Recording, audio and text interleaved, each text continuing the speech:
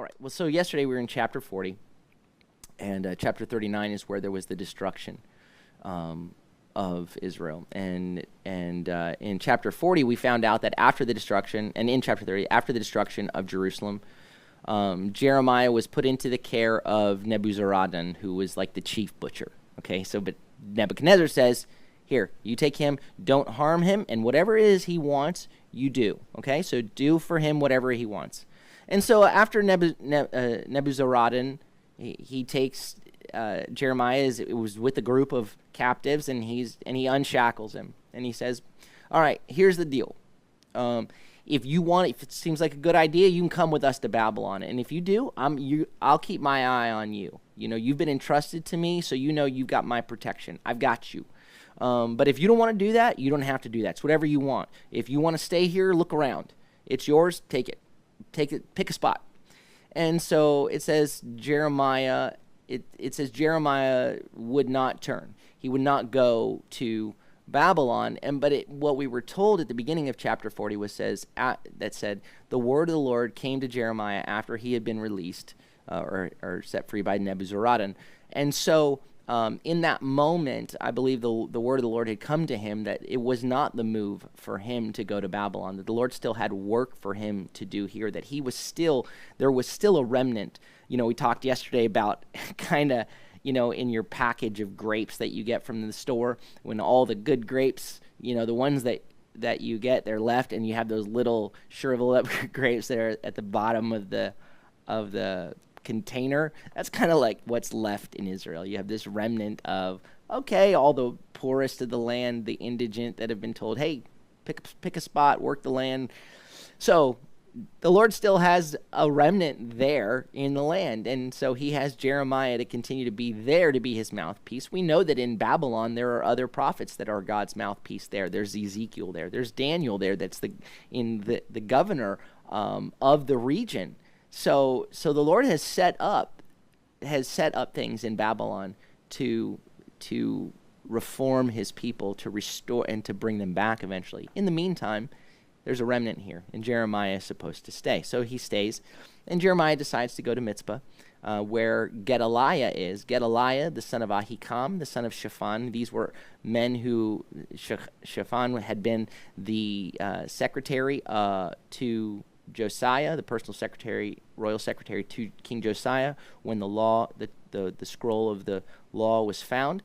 And Ahikam, we know in Jeremiah 26, was someone who stood up for Jeremiah when he was facing a potential death sentence, and he stood up on his behalf. So now his son Gedaliah has been appointed by Nebuchadnezzar as the governor over the region. So now Gedaliah is in charge. He's been put by Nebuchadnezzar to be over the remnant. So what happens is, while all of this had been happening in Jerusalem, there were still other warriors, Judean warriors in the field. There were other troops in the field. And so all the commanders of those troops found out, okay, what's happened to Zedekiah? Zedekiah has been taken off to Babylon, and they heard that Gedaliah was now running things. So they go to Gedaliah in Mitzpah to get orders. And the order is, Gedaliah says, listen, don't be afraid to serve the king of Babylon. That's what we're supposed to do.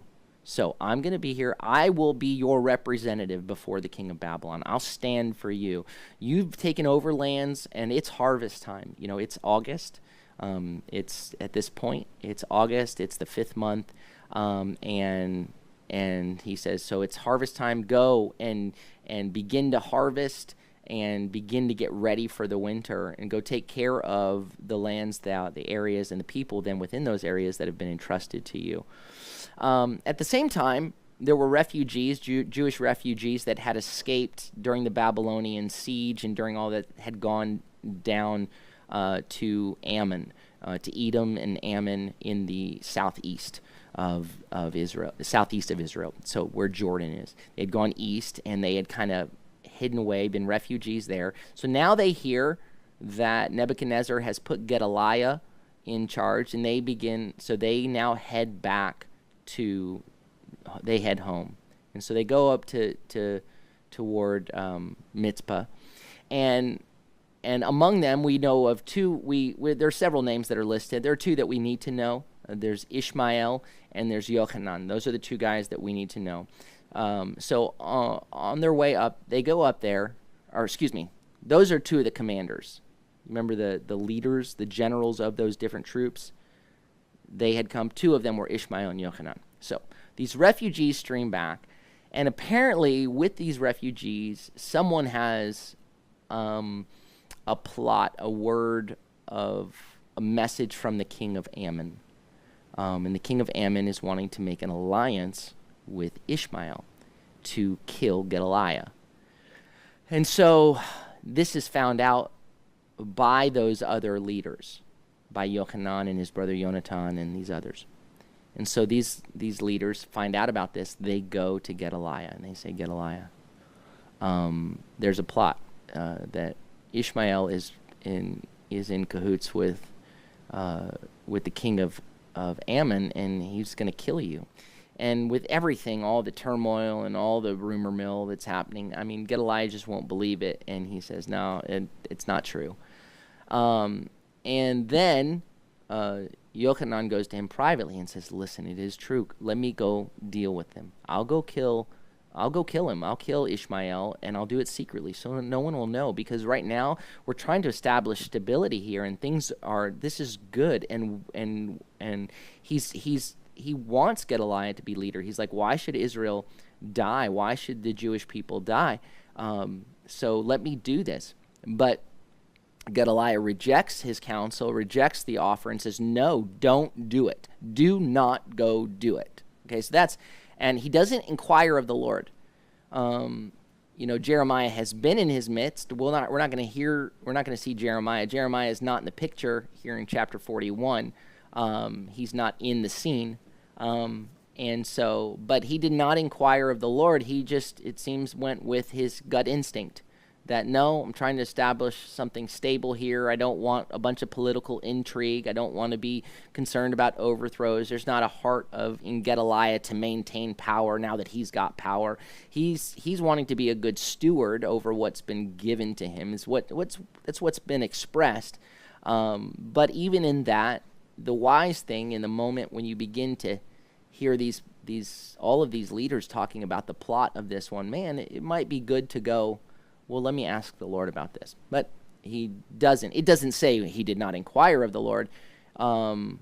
It doesn't say he did inquire of the Lord. He didn't go to Jeremiah and say, what does the Lord have to say about this? All right, so that brings us to today. It's chapter 41, and now in chapter 41, it's the 7th month.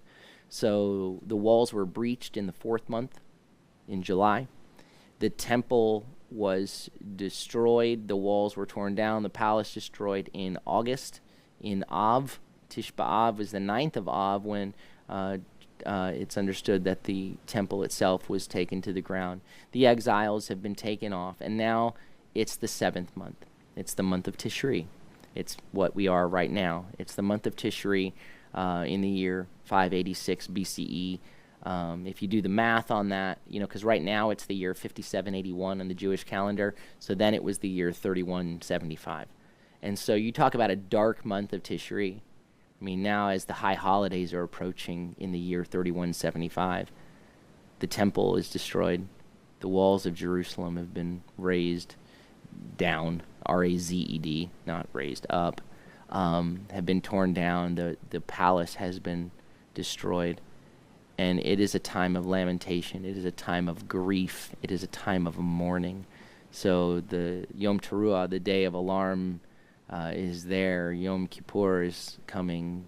Sukkot is coming. It's going to be a different Sukkot. Normally on Sukkot, one of the 3 pilgrimage festivals, you would make your way to the place where the Lord said he would put his name. So where is that place now? Where is that? Is that Jerusalem? Where is that? And so that's where we're at in the beginning of chapter 41, verse 1. Now it was the 7th month.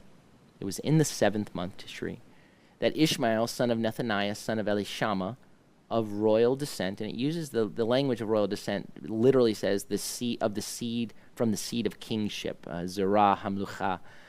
He is from the seed of kingship. Here's where we find out that Ishmael is of the Davidic line. He is of the Davidic family. He's royalty. And one of the chief officers of the king, he was of the royal descent, and he was one of the chief officers of the king. He is one of his Rave Hamelech. He is one of the chiefs of the king. Him, along with 10 men, came to Gedaliah, son of Ahikam, to Mitzpah. While they were eating bread there together in Mitzpah, and we're going to pause right there. So again, he's of royal descent. Ishmael is of royal descent. He's been one of the king's chiefs, and he's a man of war. He's been out fighting this battle. He's seen his men die in the field at the hands of these Babylonians. And so now Gedaliah has been appointed as the king. And so he's playing the political intrigue thing. And so the fact is, he's probably not okay with submitting.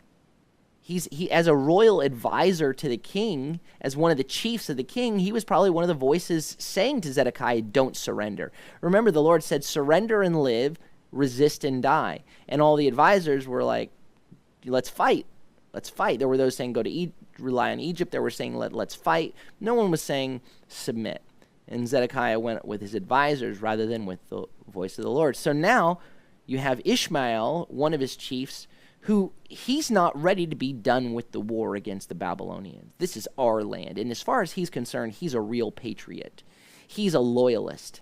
These turncoats, they've listened to that Jeremiah, that traitor, who kept telling our people. We would have won if that traitor hadn't been telling our people to desert and to flee to the Chaldeans, to go to them. Yeah, and this Gedaliah, he and Jeremiah are two of a pair.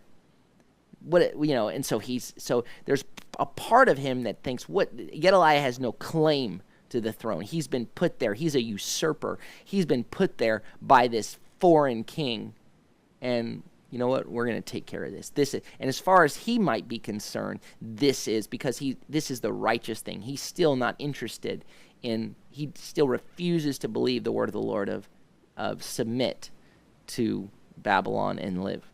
And so, with all of that, he comes and he's going to, with 10 men, and he comes up to Mitzpah, and they're going to eat together. They're having a meal together, right? So this, I don't know what's going on. There are, in my mind, I think it could even be there's the pre-fast meal on Yom Kippur. So they may be eating together prior to Yom Kippur, but that's speculation. But they're there. And Gedaliah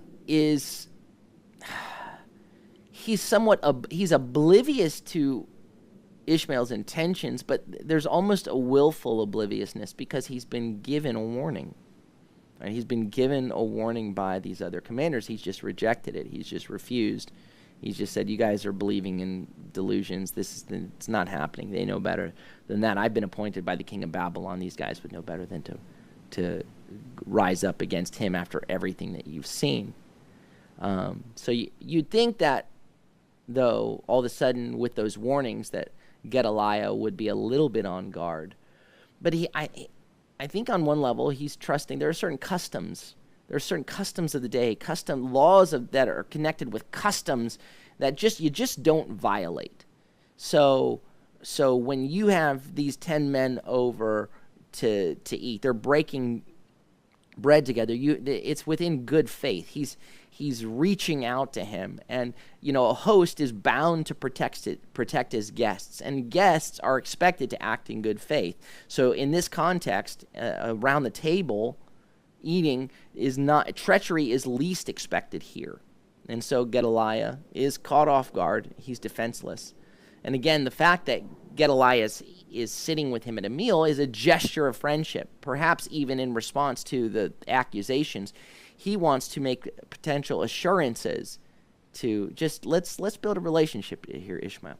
But it says, while they were eating bread there together in Mitzpah, verse 2, Ishmael, son of Nethaniah, rose up with the 10 men that were with him and struck down Gedaliah, son of Ahikam, son of Shaphan, with the sword, putting to death the one whom the king of Babylon had appointed over the land.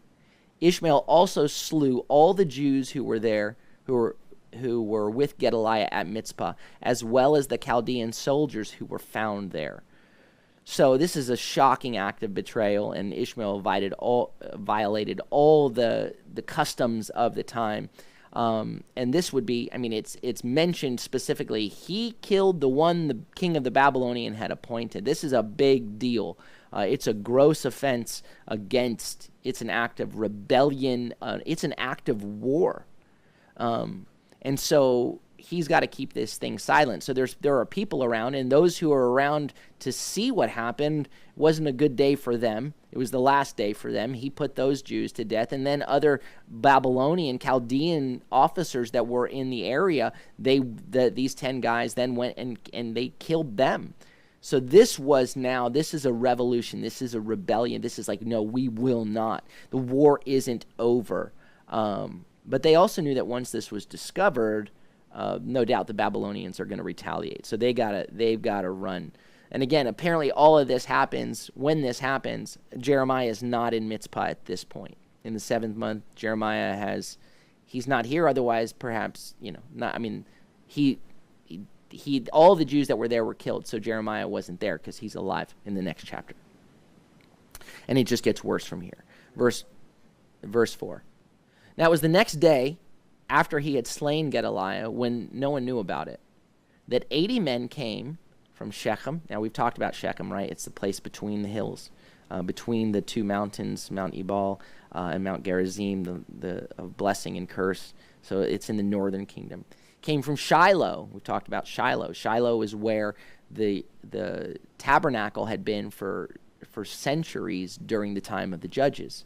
And Jeremiah had repeatedly said that God had said about the temple, had said on multiple occasions, God was going to make this place like Shiloh, and people were so offended by that. So men from the northern kingdom of Israel. So you still see that there were those that in Israel that were there was still relationship between the north and the south, although we do see, and we'll see here, that the north has been through the years, because of all the idolatry, there's been a pollution of their walk, of their faith, of their faithfulness to the Lord. So 80 men from Shechem, from Shiloh, and from Samaria, with their beards shaved off, their clothes rent, and having gashed themselves, with grain offerings and frankincense in their hand, they came to bring to the house of Adonai. So, again, 80 men from these 3 cities in the north. And it says they come to the house of the Lord. They come to the house, Beit Adonai, to the house of the Lord. Well, the place that you would normally go, so say they're coming for Sukkot. Maybe they're coming, but because there's such grieving and lamentation in the land, that they're not coming for a celebration, but they're coming in mourning. But the house of the Lord is in rubble. So now there's a temporary place where the leadership is centered in Mizpah that is now considered the house of the Lord. This is the place where they're going to come. They're going to bring their sacrifices.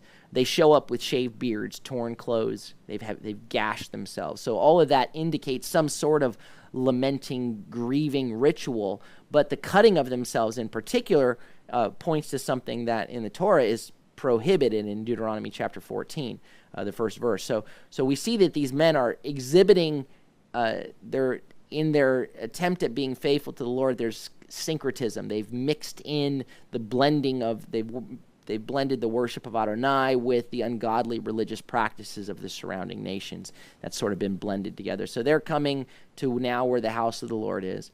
And because it's the 7th month, they've come to bring their offering to the house of the Lord. So again, it may be Sukkot. Perhaps they're coming in advance and it's Yom Kippur, and I don't know. That's speculation. But they're coming, and there's grief. There's lamenting over what's happened in Jerusalem. There's lamenting over what's happened in the land. And notably, they're not coming with animal sacrifices. The temple is down. The sacrificial system right now is on pause. They're coming with grain offerings. They're coming with their incense offerings. So Gedaliah hears of their arrival. He goes out to meet them. And so now, or not Gedaliah, excuse me, Ishmael, because Gedaliah is dead.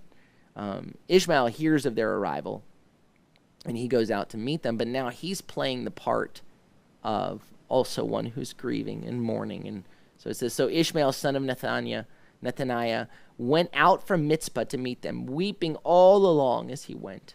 And as he came to them, he said, come to Gedaliah, son of Ahikam. Come, let me introduce you to the leader. Let me introduce you to the governor that Nebuchadnezzar put in place. Let me introduce you to him. This is an outrageous and wicked act of duplicity. And so verse 7, it says, yet it was that as soon as they came within the city, that Ishmael, son of Nethaniah, and the men with him slaughtered them within the cistern pit. However, 10 men were found among them that said to Ishmael, don't kill us, for we have hidden stores in the field, wheat, barley, oil, and honey. So he held off and did not kill them along with their companions. So they come into the city. Ishmael has set up a trap so that he and his 10 men are able to take on 80 men. So something is set up, and they're killed in the cistern. Ishmael is now, he's on a killing spree. Now he's a commander. He sees this as a war, and so he's been in going through war. He's hardened by war, and he's going to continue doing this. 10 of the 80 are quick enough to see what's happening, and they begin to bargain for their lives, saying, hey, we've got hidden wheat. We got a field, with stores of hidden wheat and barley and oil. And so even Ishmael is not proud enough to resist this deal, because those are commodities that likely are in need. And so, or either he's just greedy, but he's like, oh, okay, I'll let you live if you can do something for me. So meanwhile, the other 70 bodies of that party are thrown then into the same pit where Gedaliah's corpse is already lying. We see verse 9. Now the cistern where Ishmael cast all the corpses of the men whom he had killed, because they were on Gedaliah's side, was the one which King Asa had made for fear of King Baasa of Israel. Ishmael, son of Nethaniah, filled it with the slain. So that's a story from in the Kings, when Asa was trying to was not going to listen to the Lord and was trying to do things by his own strength, and he built this pit. But let's continue. Verse 10. Then Ishmael carried away captive all the rest of the people that were in Mizpah, including the king's daughters, all the people who were left in Mizpah, over whom Nebuzaradan, the captain of the guard, had put under the charge of Gedaliah, son of Ahikam. Ishmael, son of Nethaniah, carried them away captive and set off to cross over to Ammon's children. So Ishmael knows that the implications of what he's done are a big deal. So now he's going to go to the one that he is supposed to be in an alliance with, to the king of Ammon. So now he takes everybody that's left, can't leave any witnesses, but we'll take them. So you have Jews taking other Jews captive. But he's taking them, and it includes the king's daughters who had been put under Gedaliah's charge. So, the mention of the king's daughters under Gedaliah's care is important, because that probably was something that further enraged Ishmael. This is his family. He's been a chief officer of the king. They should have been entrusted to him, and they've been entrusted to this traitor. So now he's taking them, he's taking all of these others that are remaining with him. Verse 11. But Yochanan, son of Kareah, and all the commanders of the forces that were with him heard about all the evil that Ishmael, son of Nethaniah, had done. So they took all the men and went to fight with Ishmael, son of Nethaniah, and found him by the great pool in Gibeon. Verse 13. So Yochanan finds out and gathers guys, and they're like, okay, we're gonna go redeem these people. We're gonna go rescue these people. So they chase them down. Verse 13. Now when all the people who were with Ishmael saw Yochanan, son of Kareah, and all the commanders of the forces that were with him, they were glad. So all the people that Ishmael had carried away captive from Mizpah turned around and came back and went over to Yochanan, son of Kareah. But Ishmael, son of Nethaniah, escaped from Yochanan with 8 men and went to Ammon's children. So again, Yochanan and his military men hear about the evil that Ishmael has done, so they gather their forces to go fight against him, catching up with him at the at the Mayim Ravim, the many waters in Gibeon, which is translated here as the great pool, the many waters in Gibeon. So Yochanan is warmly welcomed. They see him, and there's enough of them that they go over to him, and so Ishmael, he's not able to. Ishmael gets away. 8 of his compatriots get away. 2 of them were killed, and so this is the last, and they flee east to Ammon. That's the last we hear about. This whole section is the last we hear about Ishmael. He stays over with the Ammonites apparently. So he goes east to Ammon, and so now Yochanan takes all this group and goes west toward Egypt. Verse 16. Then Yochanan, son of Kareah, and all the commanders of the forces that were with him took all the remnant of the people whom he had rescued from Ishmael, son of Nethaniah, from Mizpah, after he had murdered Gedaliah, son of Ahikam, the men, took the soldiers, the women, the children, and court officials whom he had brought back from Gibeon. And they left and stayed at Chicham's lodge, which is near Bethlehem, in order to go on to enter Egypt, away from the Chaldeans. For they were afraid of them, since Ishmael, son of Nethaniah, had killed Gedaliah, son of Ahikam, whom the king of Babylon appointed over the land. So they've just liberated the captives. And so then these captives that have just been liberated go with Yochanan, and they go to a lodge near Bethlehem. They go to Garut Kimcham, which is 6 miles southwest of Bethlehem. So they're past Bethlehem on their way to Egypt. So with Ishmael safely in Ammon, how can Yochanan prove? What's going to happen when the Babylonians hear about what happened to Gedaliah? What's going to happen when the Babylonian leadership hears about what happened to their soldiers in Mizpah? They're not going to come in, and these are barbarians. They're going to, as far as he's concerned, they're going to come in and destroy us all. We got to go. We got to go as far from Babylon as we can get. So Babylon is, east, northeast. We're going to go southwest. Let's go to Egypt. We're going to go as far away from them as we can.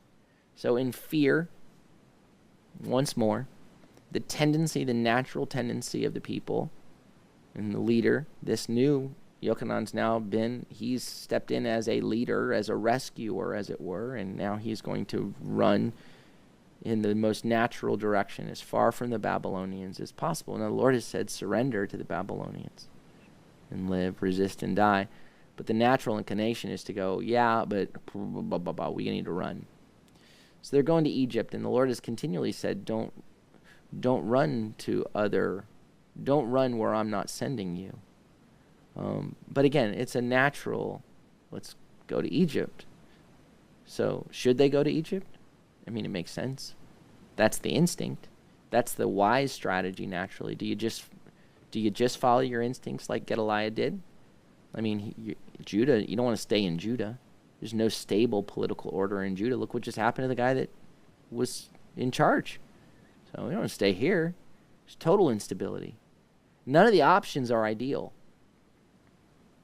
There's none that look overtly like the clear option. And so, do you just go to Egypt, kind of the lesser of two evils?